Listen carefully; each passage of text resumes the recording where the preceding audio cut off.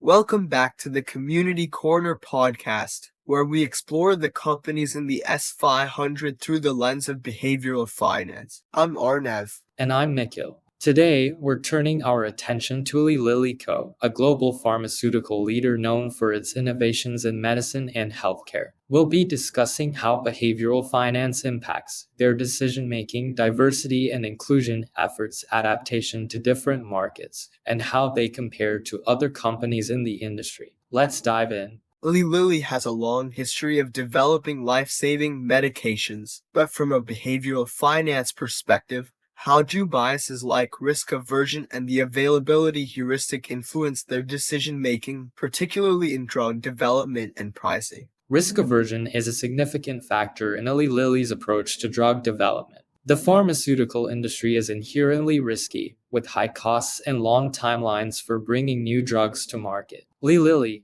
like many of its peers, tends to be cautious in its R investments, often focusing on areas where they have established expertise or where the potential for regulatory approval is high. This cautious approach can help minimize the risks associated with drug failures, but it might also lead them to miss out on more speculative, high-reward opportunities. The availability heuristic comes. And this risk-averse strategy extends to how Eli Lilly manages its portfolio of drugs. They often focus on safe bets, such as treatments for chronic conditions like diabetes, which have a steady demand and long-term revenue potential. This approach reassures investors who are looking for stability in a highly volatile industry. Let's shift to diversity, equity, and inclusion at Eli Lilly. The pharmaceutical industry plays a critical role in global health, making DEI not just a corporate responsibility but also a business imperative. How does this intersect with behavioral finance? Exactly.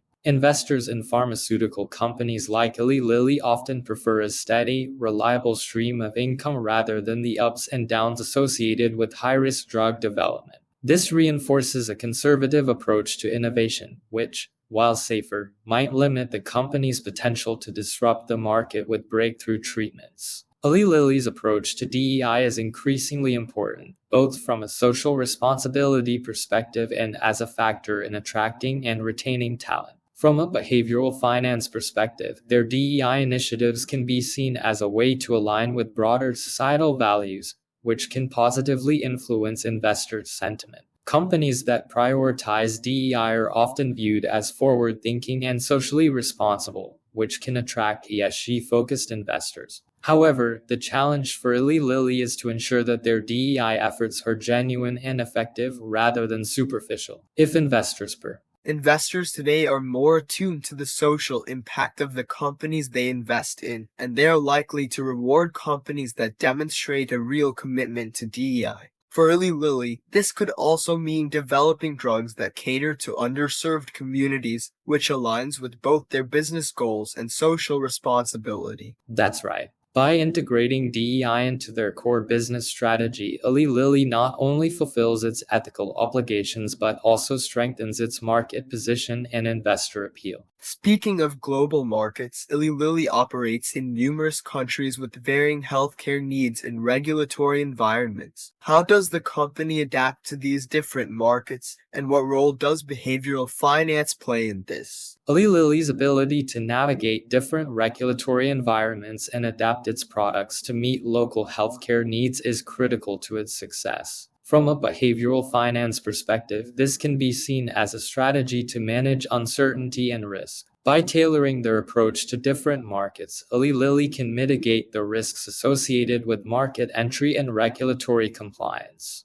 However, this also requires them to be highly responsive to changes in local healthcare policies and consumer behaviors, which can vary significantly from one region to another. And this adaptability is crucial in the pharmaceutical industry, where regulations and healthcare priorities can differ widely between countries. Eli Lilly's ability to navigate these complexities while maintaining a consistent global strategy is a key factor in their long-term success. Exactly. Eli Lilly's focus on understanding and responding to the unique challenges of each market allows them to capitalize on opportunities while minimizing risks. However, this also means they need to stay ahead of global healthcare trends and be ready to adapt quickly to changes. Now, let's compare Eli Lilly to other companies in the industry, like Pfizer, Johnson & Johnson, and Merck. How do the behavioral finance dynamics differ? Eli Lilly's approach, with its focus on specific therapeutic areas like diabetes and oncology, differs from companies like Pfizer and Johnson & Johnson, which have broader portfolios. Pfizer, for instance, has a strong emphasis on vaccines and has taken on more risk with high-profile projects like the COVID-19 vaccine. This attracts investors who are looking for high growth potential, even if it comes with higher risk.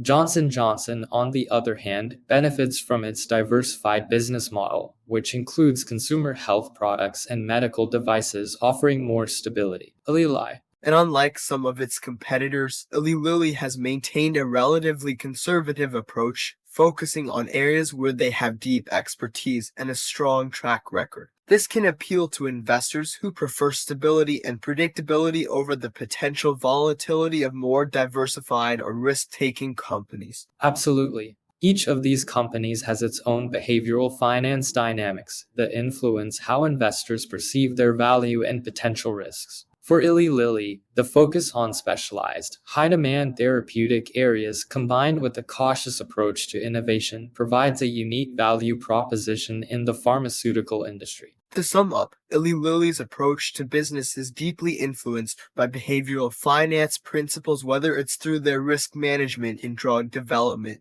global market adaptations, or their approach to DEI. But like all companies, they are still subject to the biases and perceptions that can influence investor behavior. That's right. Understanding these dynamics provides a clearer picture of what drives Eli Lilly's stock price and where the potential risks and rewards lie. Thanks for joining us on this episode of the Community Corner podcast. Until next time, I'm Arnav. And I'm Nikhil. Stay curious and keep questioning the narratives.